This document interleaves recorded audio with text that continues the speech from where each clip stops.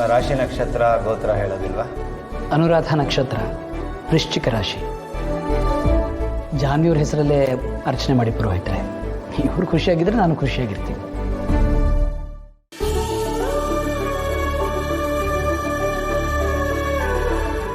ಜಾನ್ವಿಯವರೇ, ನನ್ನ ಬಗ್ಗೆ ಈ ಸಣ್ಣ ಸಣ್ಣ ಡೀಟೇಲ್ಸ್ ಎಲ್ಲ ನನಗೆ ಯಾವುದೂ ಗೊತ್ತೇ ಇಲ್ಲ. ಆದರೆ ನೋಡಿ, ನಿಮ್ಮ ಬಗ್ಗೆ ಈ ಡೀಟೇಲ್ಸ್ ಎಲ್ಲ ಎಷ್ಟು ದಿವಸ ಆದರೂ ನಾನು ಮರೆಯೋಕ್ಕಾಗಿಲ್ಲ, ಯಾವತ್ತೂ ಮರೆಯೋದಿಲ್ಲ ಅಂತ ಅನ್ಸುತ್ತೆ. ನಾನು ಅದೇ ಭಾವನೆಯಲ್ಲೇ ಇದ್ದೆ. ಈ ಸಿಸ್ಟಮ್ಸಲ್ಲೆಲ್ಲ ಬೇಡದಿರೋ ಡೀಟೇಲ್ಸ್ನೆಲ್ಲ ಡಿಲೀಟ್ ಮಾಡಿಬಿಡ್ತಾರಲ್ವ, ಹಾಗೆ ನಾನು ಅಷ್ಟೇ. ನನ್ನ ಮನಸ್ಸಿನಲ್ಲಿ ಏನೇನು ಬೇಡದಿರೋ ವಿಷಯಗಳಿತ್ತು ಅದು ಎಲ್ಲ ಡಿಲೀಟ್ ಮಾಡಿಬಿಟ್ಟಿದ್ದೀನಿ.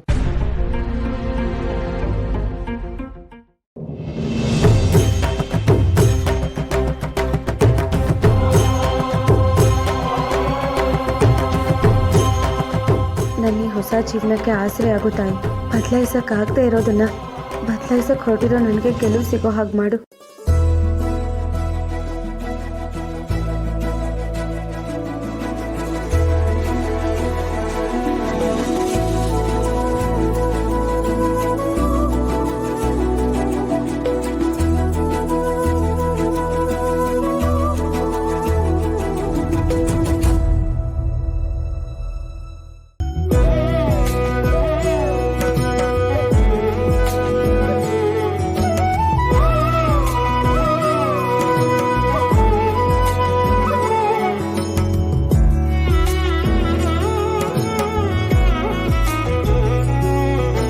ಆಗಲಿ, ಒಳ್ಳೇದಾಗಲಿ.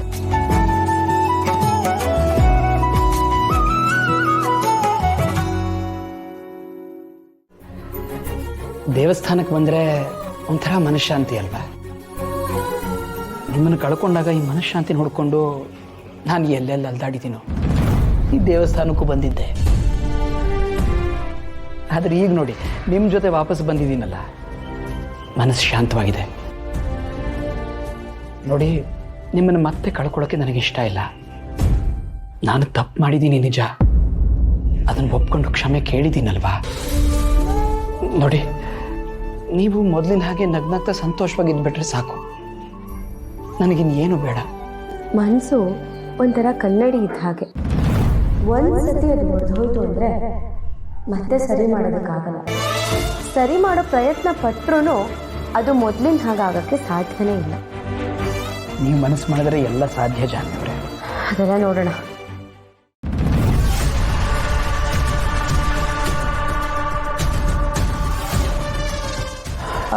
ಬನ್ನಿ, ಪ್ರದಕ್ಷಿಣೆ ಹಾಕ್ಬಿಟ್ಟು ಬರೋಣ.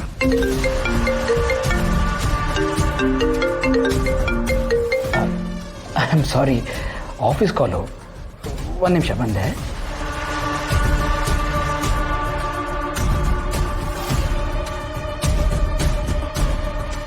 ಬ್ಯುಸಿ ಇದ್ದೀನಿ, ಆಮೇಲೆ ಮಾತಾಡ್ತೀನಿ.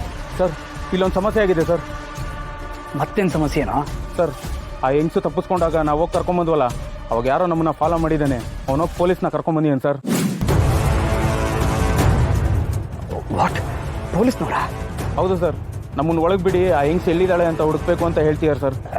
ಈಗ ಹೆಂಗ್ಸ್ ಎಲ್ಲಿದ್ದಾರೆ ಸರ್? ಆ ಹೆಂಗ್ಸನ್ನ ನಾನು ಯಾರಿಗೂ ಗೊತ್ತಾಗದಿರೋ ಜಾಗದಲ್ಲಿ ಇಟ್ಟಿದ್ದೀನಿ ಸರ್. ಪೊಲೀಸವ್ರು ಒಳಗೆ ಹೋಗ್ಬೇಕು ಅಂತೀರ ಸರ್.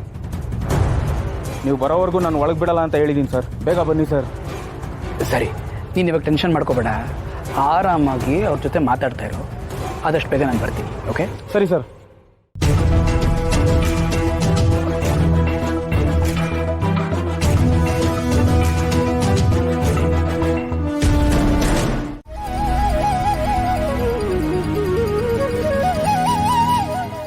ಜೀವನ ಚಿಕ್ಕವರಿದ್ದಾಗಲೇ ಎಷ್ಟೋ ಚೆನ್ನಾಗಿರುತ್ತೆ, ದೊಡ್ಡವರಾಗ್ತಾ ಜವಾಬ್ದಾರಿ ಜಾಸ್ತಿ ಆಗಿಬಿಡತ್ತೆ. ಇನ್ನು ಆ ಜವಾಬ್ದಾರಿ ನಿಭಾಯಿಸೋಕ್ಕಾಗದಿರೋಂತಹ ಗಂಡ ಸಿಕ್ಕಿದ್ರೆ ಅಂತೂ ನಂತರ ಆಗ್ಬಿಡುತ್ತೆ ಜೀವನ. ನಂಗೆ ಕೊಡ.